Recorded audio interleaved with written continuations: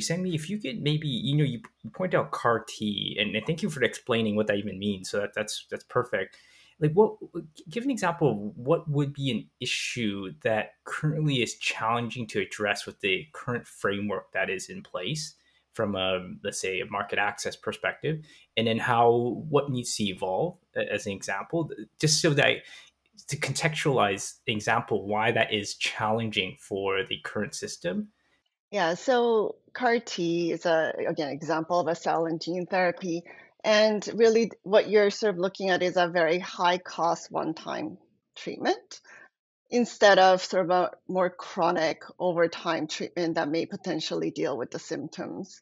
So CAR T is supposed to cure, right, some types of cancer. It does mean that it is much more expensive, let's say, than a chemotherapy would cost over a year or 2 years or whatnot, right? And with this particular therapy too, it actually kind of needs to be provided in a hospital. You need to potentially have an inpatient bed available. And there's some other cell and gene therapies that are coming that is basically like a stem cell transplant. You actually need a transplant bed, right? In the beginning, actually, Brian remembers this. When the first CAR Ts came, we weren't exactly even sure if, like, is this really a drug or is it a procedure, right? And actually, right now, CAR Ts are implemented in a way that is like a procedure where patients from small provinces who may not have access can actually go to, say, Ontario through interprovincial transfers.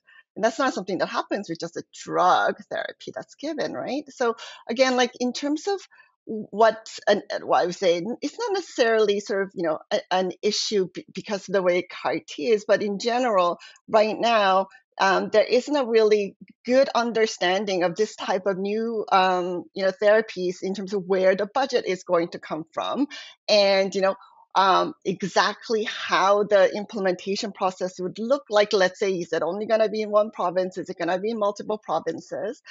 We are really not sure, right, as to how to make that one-time curative treatment more affordable, because you can't just borrow money from what a patient would have used as a treatment for 50 years and say, okay, well, because they would have spent $5 million or over 50 years, we can actually pay $5 million today. Like, everybody would love to buy a house instead of renting. That makes more sense financially, but that doesn't mean that they have that upfront money, right? So like it's these type of things that are really difficult to sort of sort through, especially when you have multiple really new technologies that are coming where you haven't implemented them before and you don't really know exactly, again, like I said, which budget, which institutions, which do we have enough expertise, what's the patient sort of journey look like we just don't have answers to all of that. So we just need everybody to come together and kind of discuss how will we prepare for this sort of influx of cell and gene therapies. Yeah, so saying we find some really interesting and important points here. From my perspective as well, I think health equity needs to be part of this conversation. Canada is an enormous country, and we have people living in rural and remote areas that won't have easy access to some of these new therapies. And we need to figure that out somehow, some way.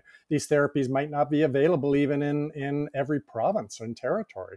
So again, implementation, going beyond the price negotiation and the health technology assessment is crucial. How do we implement these new therapies in an equitable way, in an efficient way, so that all Canadians can benefit from this type of innovation?